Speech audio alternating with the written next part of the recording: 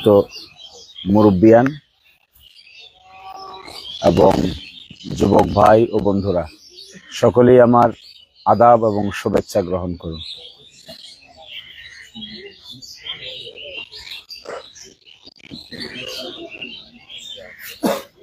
দেখুন, মানুষের মান, ইজ্জত, সম্মান, সম্ভ্রম এই বিষয়গুলোর জন্য শুধুমাত্র পরিকল্পনা করলেই হয় না, এগুলো কপালেও থাকতে হয়।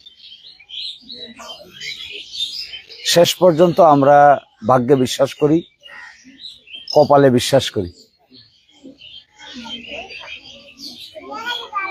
শুধুমাত্র পরিকল্পনা করেই জগতে সবকিছু পাওয়া যায় না। অনেক চেষ্টা করেও মানুষ ব্যর্থ হয়, আর অল্প চেষ্টা করেও মানুষ অনেক সময় সফল হয়। এই সফলতা কিংবা ব্যর্থতা যাই বলি না কেন, এগুলো শুধুমাত্র চিন্তা ভাবনা করলেই পাওয়া যায় না। অনেক কিছুর জন্য পরিবেশ পরিস্থিতির প্রয়োজন। পরিবেশ এমন এক জিনিস যা নাকি আমাদেরকে অনেক সময় বাধ্য করে অনেক কিছু করতে। জগতে এরকম লোক আছে যারা পরিবেশকে নিয়ন্ত্রণ করে, আবার এরকম লোক আছে যাদেরকে পরিবেশ নিয়ন্ত্রণ করে। পরিবেশকে যদি নিয়ন্ত্রণ করতে হয় তাহলে খুব শক্তিশালী মন, মানসিকতা আর ব্যক্তিত্ব থাকতে হয়। আর পরিবেশ দ্বারা নিয়ন্ত্রিত হতে গেলে খুব বেশি ব্যক্তিত্বের প্রয়োজন হয় না, শুধু স্রোতে গা ভাসায় দিলেই চলে। একটা নৌকা উজান দিক থেকে ভাটির দিকে যাইতে খুব বেশি পরিশ্রম করতে হয় না। এটা শুধুমাত্র নৌকার কারালি দইরে বসে থাকলে অটোমেটিক এটা উজান দিক থেকে ভাটির দিকে যায়। কিন্তু একটা নৌকাকে যদি উজানে নিতে হয়, স্রোতের বিপরীতে নিতে হয়, উল্টা দিকে নিতে হয়, তাহলে অনেক পরিশ্রম প্রয়োজন হয়, অনেক কষ্ট করতে হয়, ভালো মাঝি লাগে, কারালি ভালো করে ধরতে হয়, তারপরে নৌকা আস্তে আস্তে স্রোতের বিপরীতে যায়। আমাদের এই দিরাইশাল্লার লোকেরা বাংলাদেশের যে সমস্ত এলাকা আছে, 18 কোটি লোক যেভাবে বসবাস করে, 18 কোটি লোকের যে জীবন যেভাবে চলে, তারা যে সমস্ত সুযোগ সুবিধা পায়, তারা যেভাবে হাসপাতাল, স্কুল, কলেজ, মাদ্রাসা, মসজিদ, মন্দির, রাস্তাঘাটের সুবিধা পায়, আমাদের দিরাইশালের লোকেরা নানান কারণে এই পরিমাণ সুযোগ সুবিধা পায় না। আপনারা যদি এই জেলার বাইরে যান কিংবা বাংলাদেশের অন্য অন্য অঞ্চলে যান, তাহলে দেখতে পাবেন চোখ বন্ধ করে বাংলাদেশে এরকম অঞ্চল খুব কমই আছে যেখানে সারা বছর গাড়িতে চলা যায় না। খুব কম জায়গায় আছে যেখানে মানুষ তার হাসপাতালের চিকিৎসা পায় না। সরকারি না পাইলে বেসরকারি আছে, বেসরকারি না পাইলে সরকারি, সেমি সরকারি সিস্টেম আছে। আর আমরা চোখ বন্ধ করে দেখেন, পুরা সাল্লার মাটিতে 4টা ইউনিয়ন, এই মাথায় সাউদশ্রী থেকে শুরু করে ওই মাথায় রাউতলা পর্যন্ত, আর রাউতলা থেকে শুরু করে ওইদিকে নিজগাঁও, সোনাকানি, বরগাঁও পর্যন্ত, আর এদিকে হলো উজানগাঁও, দৌলতপুর পর্যন্ত। এর মাঝখানে আপনি যদি একজন নারী হঠাৎ করে অসুস্থ হয়ে কাতর হয়, তাকে আপনি সিজার করে বাচ্চা প্রসব করানোর মতো কোনো ব্যবস্থা খুঁজে পাবেন না। অথচ প্রসব বেদনায় একজন নারী কাতর হবে, এটাই তো স্বাভাবিক। তার ডাক্তার লাগবে, এটাই তো স্বাভাবিক। তাকে সাহায্য করতে হবে, এটাই তো স্বাভাবিক। সে একটু সেবা শুশ্রূষা পাবে, এটাই তো স্বাভাবিক। সে একটু দরদ পাবে, এটাই তো স্বাভাবিক। তার প্রেগনেন্সির এই সময়টা সে একজন ভালো ডাক্তারের সেবা শুশ্রূষা পাবে, একজন নার্সের সেবা শুশ্রূষা পাবে, এইটাই একজন প্রেগনেন্ট মহিলার প্রাথমিক অধিকার। খুব বেশি অধিকার না, খুব স্বাভাবিক অধিকার, সামান্য বিষয়। তাকে টেক কেয়ার করা হবে, তাকে যত্ন করা হবে, তাকে ভালো খাবার দেওয়া হবে, তাকে ভালো ডাক্তার দেয়া হবে এবং তার গর্ভের যে বাচ্চাটা জন্ম নিবে ওই বাচ্চাটা যেন সুস্থভাবে বড় হতে পারে তার ব্যবস্থা করতে হবে। যে সমাজে এই ব্যবস্থা থাকে না, যে সমাজে বাচ্চাদের অধিকার বড় হওয়ার ব্যবস্থা করে দেওয়া যায় না, সে যখন বড় হবে স্কুলে যাবে, মাদ্রাসায় যাবে, মন্দিরে যাবে, মসজিদে যাবে, সে তাকে গড়ে তুলবে আস্তে আস্তে। এই গড়ে তোলার পথে যদি বাধা হয়, পরিবেশ আমরা দিতে না পারি, তাহলে আমরা আমাদের ভবিষ্যৎ প্রজন্মের মানুষকে ভালো মানুষ হিসেবে গড়েও তুলতে পারবো না। দেখুন, আমরা খাইতে খাইতে তো আমাদের জীবন শেষ। আমরা মাস্টারি করি, মাস্টারি করতে করতে তো জীবন প্রায় শেষ। আমরা পুরোহিতগিরি করি, পুরোহিতগিরি করতে করতে তো জীবন শেষ। মসজিদের ইমামতি করি, ইমামতি করতে করতে জীবন শেষ। রেখে যাই কাকে?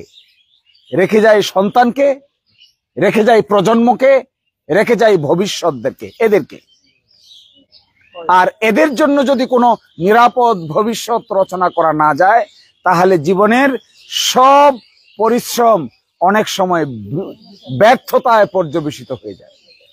একটা সময় পরে গভীরভাবে চিন্তা করে দেখেন, নিজের জীবনের কিন্তু মূল্য নাই।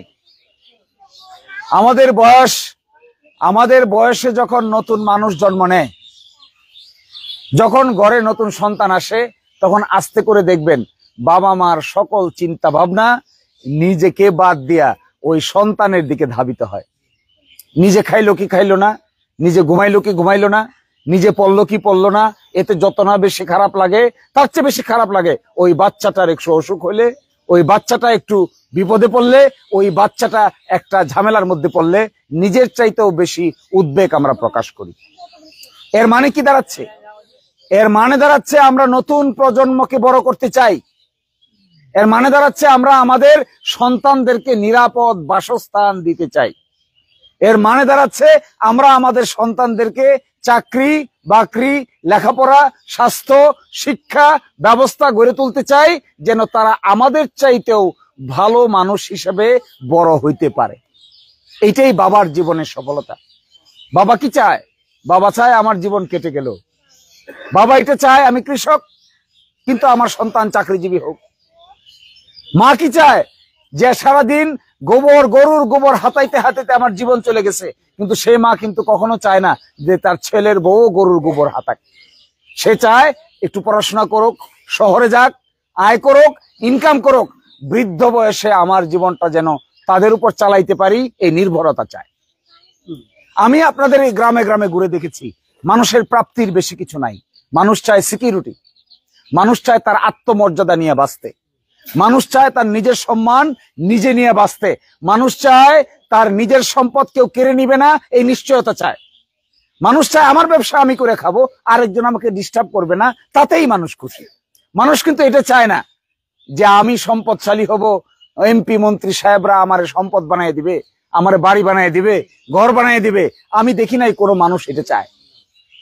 কিন্তু সেই একেবারে অজপাড়া গায়ে 263-64টা গ্রাম ঘুরে আমার এই ধারণা তৈরি হয়েছে যে মানুষ একটা জিনিসই চায়, যে আমি আমারটা করে খাবো, আমি আমারটা দেখে নিব, আমি আমার সন্তানকে মানুষ করব, আমি আমার ক্ষেতকিরি করে খেতে চাই।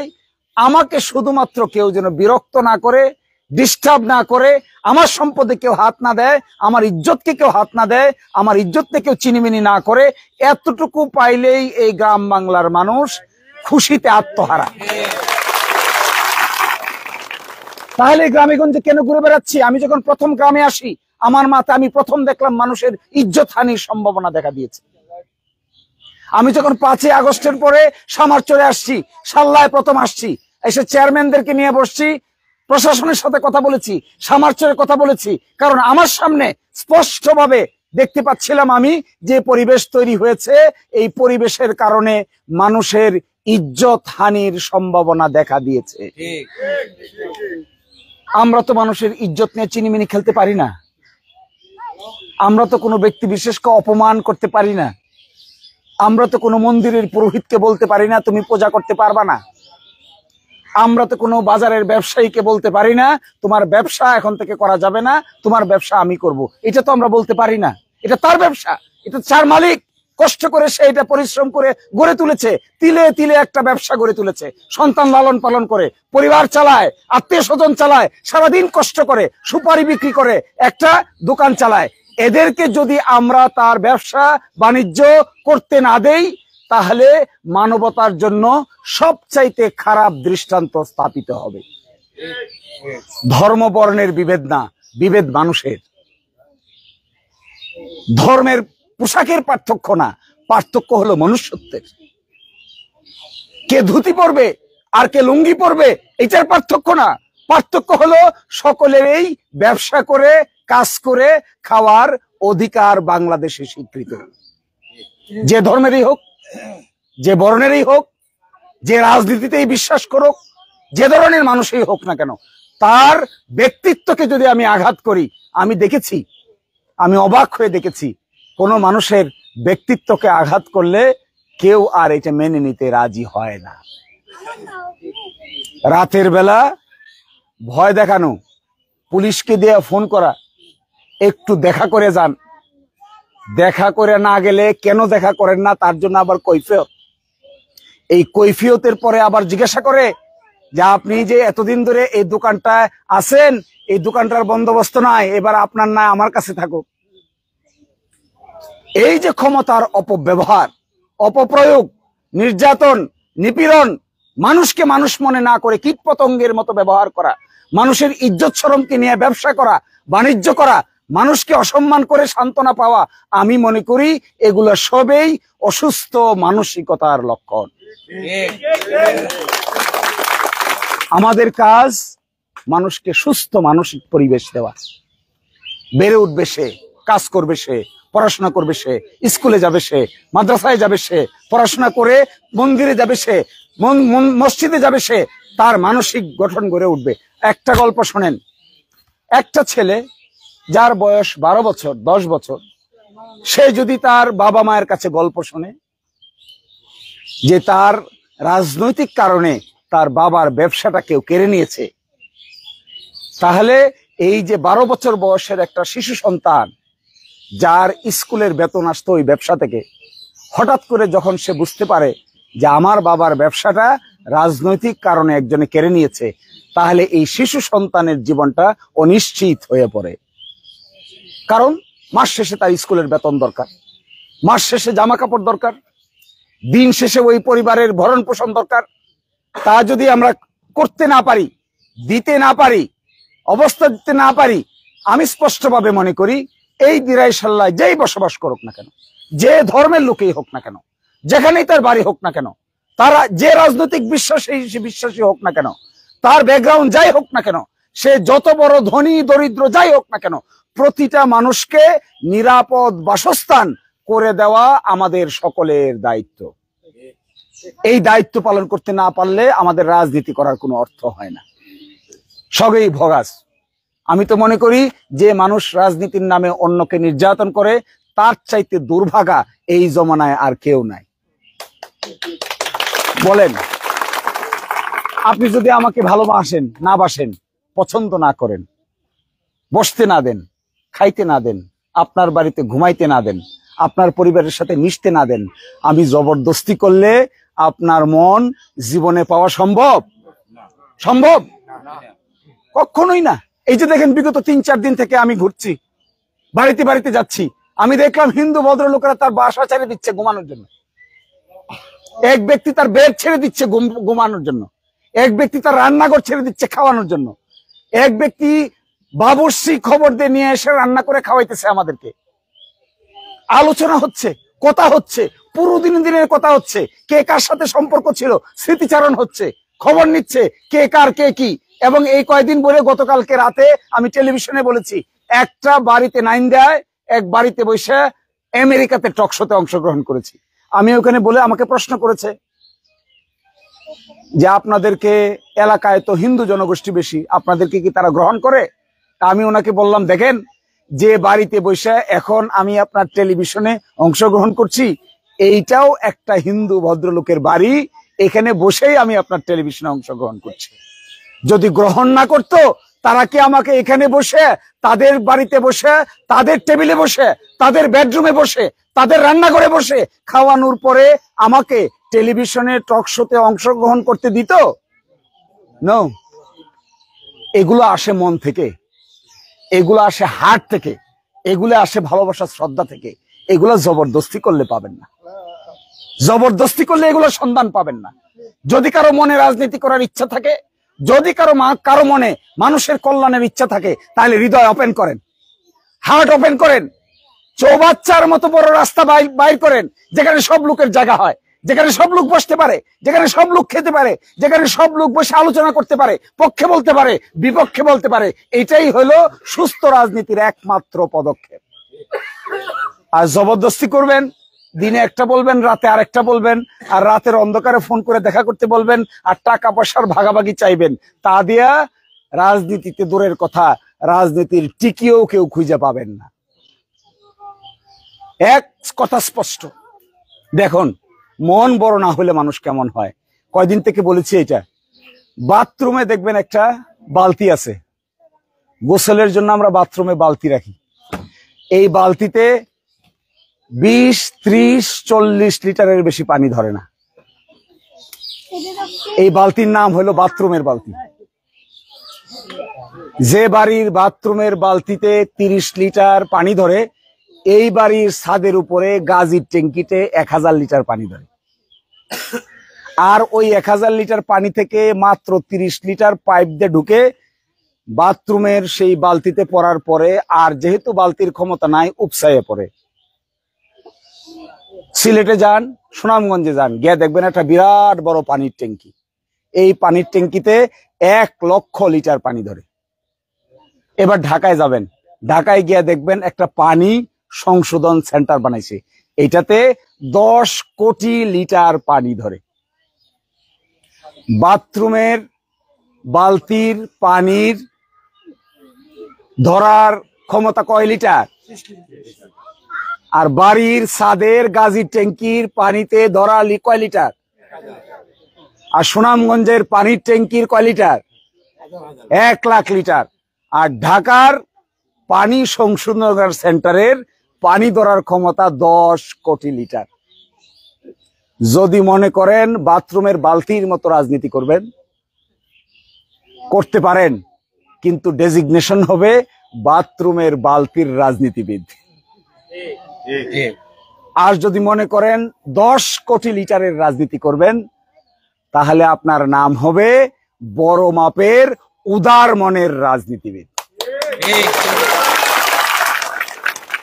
আপনি বেছে নিবেন। বাথরুমের বালতি চান, আমাকেই বেছে নিতে হবে। আমি কি বাথরুমের বালতি হব, নাকি আমি ঢাকার পিউরিফিকেশন সেন্টারের 10 কোটি লিটারের বড় কন্টেইনারের জন্ম দিব?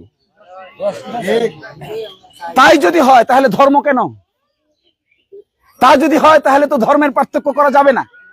তাই যদি হয় তাহলে তো ধনী গরিবের পার্থক্য করা যাবে না। তাই যদি হয় তাহলে তো উঁচু নিচুর পার্থক্য করা যাবে না। তাই যদি হয় তাহলে তো কে ধনী কে গরিব, কে কোন জাতের, কে কোন মতের, কে কোন পথের, এটার পার্থক্য করা যাবে না। তাই যদি হয় তাহলে কে বৈশ্য, কে শূদ্র, কে ক্ষত্রিয় আর কে ব্রাহ্মণ, তার তো হিসাব করা যাবে না।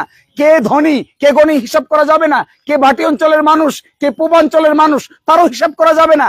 যদি আমাদেরকে বড় রাজনৈতিক দৃষ্টান্ত স্থাপন করতে হয়, তাহলে আমাদেরকে ধর্ম, বর্ণ, শ্রেণী নির্বিশেষে, নারী পুরুষ নির্বিশেষে সকলকেই একত্রে দাঁড় করাতে হবে। আমরা বিবেচনা করব কি? বিবেচনা করে খুঁজে বের করব ভালো মানুষকে। আমাদের বিবেচনা বোধ কোথায় হবে? আমাদের বিবেচনা বোধ হবে কে ভালো আর কে খারাপ। আমাদের বিবেচনা বোধ এটা হবে না কে হিন্দু আর কে মুসলমান। আমাদের বিবেচনা বোধ এটা হলে চলবে না কে নারী আর কে পুরুষ। আমাদের বিবেচনা বোধ এটা হলে চলবে না কে বেশি টাকার মালিক কে কম টাকার মালিক। আমাদের বিবেচনা বোধের একটাই বিবেচনা থাকতে হবে যে কার বিবেক বোধ সবচাইতে ভালো, চিন্তা ভালো, উদার এবং ব্যক্তিত্ব সম্পন্ন, তারাই আমাদের এই গরিব মানুষদেরকে সারা দুনিয়াতে উপস্থাপন করার যোগ্যতা রাখে। দেখুন, বাবু সুরঞ্জিত সেনগুপ্ত, আমি ওনাকে খুব শ্রদ্ধা করতাম ছোটবেলা থেকে। আমার এখনো মনে পড়ে, ছোটবেলায় আমাদের বাড়িতে একটা রেডিও ছিল। আমি 1991 সালের কথা বলছি, তখন আমি সম্ভবত ক্লাস 7-এ পড়ি। এই 91 সালে একটা রেডিওতে আমরা খবর পাইতাম যে আজকে আমাদের এলাকার সংসদ সদস্য অমুক, তিনি সংসদে ভাষণ দিবেন, রেডিওতে বয়স শোনা যাবে। বাড়ির সামনে রেডিও কানের পাশে ধরে নিয়ে বসে থাকতাম, কি বলে। তাকে শুধু বাংলাদেশ না, বাংলাদেশের বাইরেও পৃথিবীর বড় একটা অংশের লোক একজন জ্ঞানী বুদ্ধা সংসদ সদস্য হিসেবে জগতের মানুষ তাকে জানত। এরপরে আমাদের এখানে এসেছিল জনাব নাসিরউদ্দিন চৌধুরী, তাকেও সমাজের মানুষ অত্যন্ত গুরুত্ব এবং সম্মান দিয়েছে। সময়ের ব্যবধানে তিনি অনেকটাই এখন অসুস্থ। আমরা জানি না এই সুস্থতা ফিরে আদৌ আসবে কিনা, আসলে কিভাবে আসবে এটা একমাত্র উপরওয়ালাই ভালো জানে। এই পরিস্থিতিতে আমাদের এখানে এই যে দুইজন ব্যক্তির জন্ম হয়েছে, তার মধ্যে বাবু সুরঞ্জিত সেনগুপ্ত যে অবদান রেখেছেন, এটা দুনিয়ার কোনো মানুষের পক্ষে এই অবদান ছুঁড়ে ফেলে দেওয়ার কোনো সুযোগ নাই। বছরের পর বছর, যুগের পর যুগ, প্রায় অর্ধ শতাব্দী, 50 বছরের অধিক সময় তিনি আমাদের জন্য চেষ্টা করেছেন, পরিশ্রম করেছেন। কখনো পারেছেন, কখনো পারেন নাই, কোনোটা বাস্তবায়ন করতে পেরেছেন, কোনোটা বাকি রয়ে গেছে। আবার জনাব নাসিরউদ্দিন চৌধুরী, তিনিও কষ্ট করেছেন, পরিশ্রম করেছেন। আমরাই ভোট দিয়েছি, আমরাই এদেরকে মাথায় তুলে বিভিন্ন জায়গায় অগ্রসর করার চেষ্টা করেছি। কোনোটা পেরেছেন, কোনোটা পারেন নাই। আমি মনে করি এই দুই মহান ব্যক্তির পর যদি এই ভাটি বাংলার মানুষকে দুনিয়ার সামনে পরিচিত করাতে হয়, তাহলে আমাদের সামনে আরেকটা সুযোগ আসতে পারে, যেখানে আমরা জাতীয়ভাবে পরিচিত মানুষকে যদি আমাদের প্রতিনিধি বানাতে পারি, তবেই অতীতের ধারাবাহিকতাটা বজায় রাখা সম্ভব। যদি তা আমরা করতে না পারি, দেখেন মানুষ আমাকে জিজ্ঞাসা করে সুপ্রিম কোর্টে, বলে আপনি তো নির্বাচনে করতে যান, খালি দেখি এলাকায় এলাকায় ঘুরতে যান। বলে আমি কারো কাছে ভোট চাইতে যাই নাই। বলে কেন যান? বলে দেখা করতে যাই। কোথায় আপনার বাড়ি? কোন এলাকায়? আমি বলি বাবু সুরঞ্জিত সেনগুপ্ত যে এলাকার এমপি ছিলেন, আমার বাড়ি সেই এলাকায়। মানুষ দিরাই সাল্লাই ভাবে চিনে না, চিনে মানুষ, চিনে মুখপাত্র। যাকে মুখপাত্র করলে সামনে রাখা যাবে তারটা মানুষ চিনে। এখানে তো আমার তো এত ভাব দেখানোর কিছু নাই। যদি তিনি তা অর্জন করে থাকেন, এই সম্মানের অধিকারী তিনি, এটা প্রাপ্যতা তার। তিনি এটা অর্জন করেছেন, পরিশ্রম করেছেন, কষ্ট করেছেন, আমাদের সাপোর্ট নিয়ে তিনি সারা দুনিয়াতে পরিচিত একজন মানুষের দায়িত্ব পালন করেছেন। আমি কি এটাকে অসম্মান করলে আমার কোনো সম্মান বাড়বে? নো। আমি দেখি মানুষের মধ্যে যখন কৃপণতা, কুপমণ্ডকতা, অন্যকে ছোট করার মানসিকতা, এগুলো আমাকে সাংঘাতিকভাবে আহত করে। আমি একটা কথা স্পষ্ট করে বলতে চাই আজকে আপনাদেরকে সাক্ষী রেখে, আপনারা যে অঞ্চলের মানুষ, এই অঞ্চলে বাবু সুরঞ্জিত সেনগুপ্ত একজন অনেক বেশি গ্রহণযোগ্য ব্যক্তিত্ব ছিলেন। আমি মনে করি আমাদের এই পূর্বপুরুষদের জাতিরা করেছেন, যা চেষ্টা করেছেন, আর অনেক কাজ বাকি রয়ে গেছে। অনেক কিছুই আমাদেরকে সামনের দিকে এগিয়ে নিয়ে যেতে হবে। তাদের অপমান করা, তাদেরকে গালিগালাজ করা, তাদের দোষ ধরলে আমরা সামনে যেতে পারবো না। আমাদের একমাত্র কাজ হবে, তারা যা করেছেন করেছেন, যা করতে পারেন নাই বাকিটা তাদের প্রতি সম্মান প্রদর্শন করেই আমরা এই এলাকার মানুষের জন্য বাকি অবাস্তবায়িত কাজ তাদের প্রতি সম্মান প্রদর্শন করে আমরা আমাদের এলাকার মানুষের জন্য বাস্তবায়ন যদি করতে পারি, এইটাই হবে আমাদের জীবনের সবচাইতে বড় সফলতা। যে মানুষ তার পিতাকে অস্বীকার করে, সে তার নিজেকেই অস্বীকার করে। যে বুদ্ধিমান লোক যদি কেউ হয়ে থাকে, তাহলে সে কখনো তার পিতাকে অস্বীকার করে না। বুদ্ধিমান লোক কখনো তার দাদাকে অস্বীকার করে না। কারো যদি দাদা না থাকে, কারো যদি পিতা না থাকে, তাহলে সন্তানের জন্ম হয় কোথা থেকে? আমি যদি আমার অতীতের কে সংসদ সদস্য ছিল এটা স্বীকার না করি, তার আগে কে ছিল তা স্বীকার না করি, তার আগে কে ছিল তা স্বীকার না করি, তাহলে তো আমি আলটিমেটলি আমাকেই অস্বীকার করে ফেলতেছি। ফলে এই অকৃতজ্ঞতা আমাদের কাজ না। আমাদের কাজ হলো এই সমাজ ব্যবস্থায় নতুন করে গড়ে তোলা আমাদের কাজ। দেখেন, গতকালকে গিয়েছি আমি যে সমস্ত গ্রামে, আমার খুব খারাপ লেগেছে। একটা মানুষকে আজকে সারাদিনে এই কথা বলেছি, কারণ স্মৃতি থেকে আমি ভুলতে পারি না। আমার স্মৃতিতে বারবার একটা নাড়া দিয়ে উঠে। সারাদিনই আজকে এই কথা বলেছি। এক এলাকায় গিয়েছি, আমাকে এসে বলছে যে তাদের একজন মানুষ মারা গেলে তাকে সৎকার করার মতো শ্মশান ঘাট নাই। শুনে আমার পা মাথা সব ঠান্ডা হয়ে গেছে। শ্মশান ঘাট নাই তার লাশ কি করে, মৃতদেহ কই যায়? বলে এত দূর নিয়ে যাইতে হয় যে দু একটা উদাহরণ আছে যে মাটি দেওয়ার কিংবা পুরানোর সুযোগ না পেয়ে ভেলায় বাসায় দিয়েছে। এক মুসলমান গ্রামে গেছি ফয়জুল্লাহপুর, এরা বলেছে তাদের কবর ভেঙ্গে এই অবস্থায় হয়েছে, বর্ষার দিনে মানুষ মারা গেছে, কবর দিতে না পেরে এরাও লাশটা নদীর উজান থেকে ভাটির দিকে ভাসিয়ে দিয়েছে। এগুলা শুনলে কি আমাদের লজ্জা হয় না? এগুলা শুনলে আমাদের লজ্জা হওয়ার কথা না? এগুলো শুনলে তো আমাদের কলিজার ভিতরে রক্তাক্ত হওয়ার কথা। কার বাড়ি কার ঘর এটা তো বড় কথা না, একটা লাশকে মাটি দেওয়ার ব্যবস্থা করা যাচ্ছে না, একটা লাশের সৎকার করার ব্যবস্থা করা যাচ্ছে না, তার মুখাগ্নি দেওয়ার ব্যবস্থা করা যাচ্ছে না, তাকে এখানে সম্মানের সহিত পোড়ানো হবে তার ব্যবস্থা করা যাচ্ছে না, তাহলে আমরা আমাদের কর্মকাণ্ডটা কিভাবে পরিচালনা করব? একটা বাইরের লোক পত্রিকায় যদি রিপোর্ট আসে যে দিরাই এবং সাল্লার একটা ব্যক্তিকে লাশকে ভাসিয়ে দেওয়া হয়েছে, এর চাইতে শরমের তো আর কিছু নাই, এর চাইতে বেইজ্জতির তো আর কিছু নাই। অট্টালিকাতে কি হবে, গাড়ি বাড়িতে কি হবে, ধনীতে কি হবে, দৌলতে কি হবে, ব্যাংকের টাকাতে কি হবে? আপনি মৃত্যুবরণ করেন, আমি মৃত্যুবরণ করি, আমার লাশ ভাসিয়ে দেয়, আপনার লাশ ভাসিয়ে দেয়, আর আমি আছি আপনি আছি রাজনৈতিক ঢামাডোল নিয়ে কাকে শায়েস্তা করব, কাকে নির্যাতন করব, কাকে নিপীড়ন করব, এইটাই হয়ে গেছে রাজনীতির মূল কেন্দ্রবিন্দু। আমি তো কোনো কারো মুখে এটা শুনি না যে কিভাবে এই শ্মশানের ব্যবস্থা করা যায়। আমি তো কারো মুখে শুনি না কিভাবে কবরের ব্যবস্থা করা যায়। কেউ তো এসে বলে না যে এই আমার কাছে আছে, এটা নেন, আর বাকিটা সরকারকে বলি দিতে, চলেন আমরা শ্মশান বানাই। আমি তো এটা বলতে শুনি না, এই আছে নেন, বাকিটা ব্যবস্থা করার জন্য চলেন সরকারকে বলি কবর নির্মাণ করি, আমার লাশকে যেন মাটি দিতে পারি। যতক্ষণ আমরা এই ধরনের মন মানসিকতা ডেভেলপ করতে না পারবো, ততক্ষণ পর্যন্ত আমরা এই দিরাই এবং সাল্লার ভাটি বাংলার মানুষের জীবনের পরিবর্তন করতে পারবো না।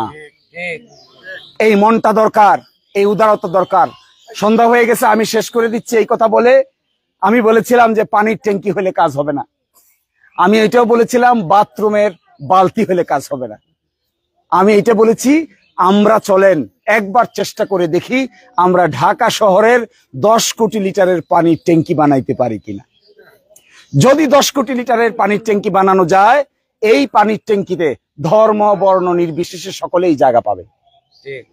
এই পানির ট্যাঙ্কিতে ধনী গরিব তার জায়গা পাবে, এই পানির ট্যাঙ্কিতে শিক্ষিত অশিক্ষিত তার জায়গা পাবে, এই পানির ট্যাঙ্কিতে একজন বিকলাঙ্গ লোক জায়গা পাবে, একজন প্রতিবন্ধী মানুষ জায়গা পাবে, একজন বিধবা নারী জায়গা পাবে, একজন সধবা নারী জায়গা পাবে।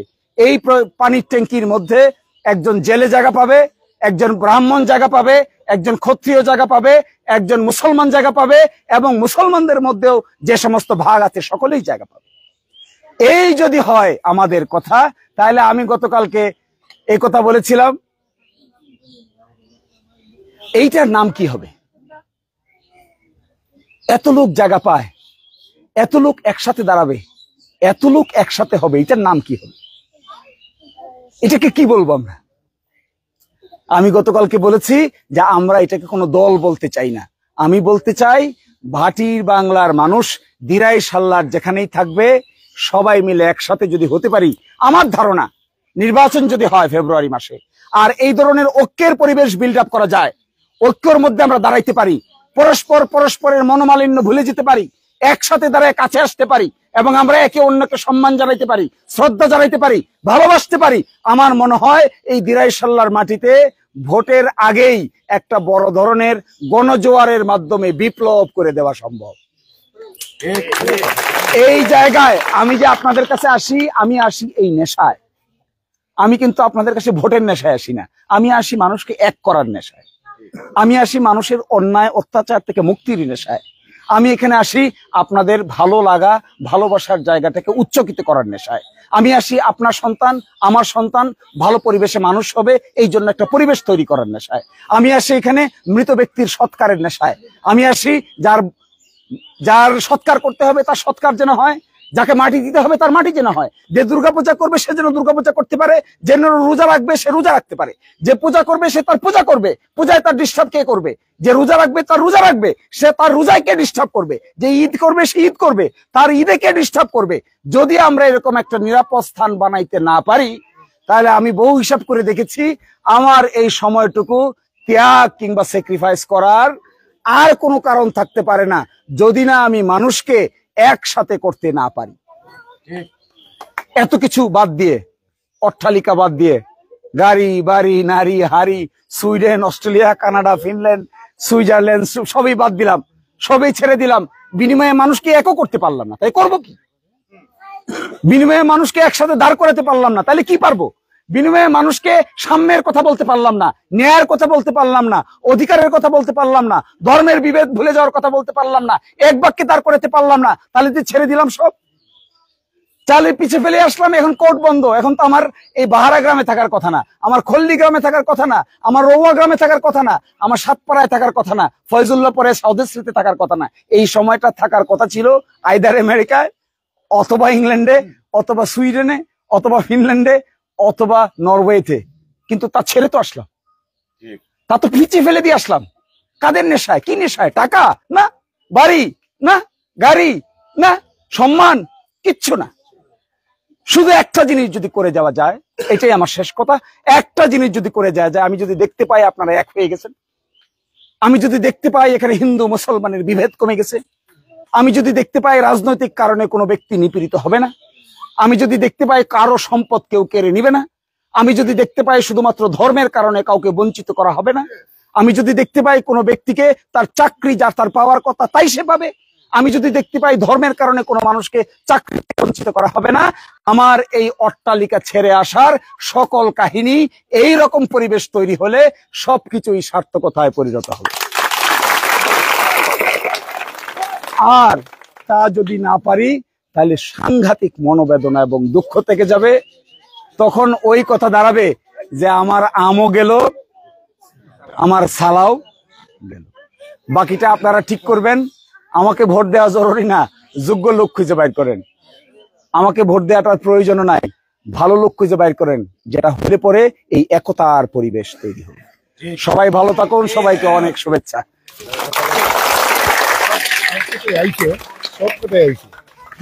উনি একটা গান গাইবে।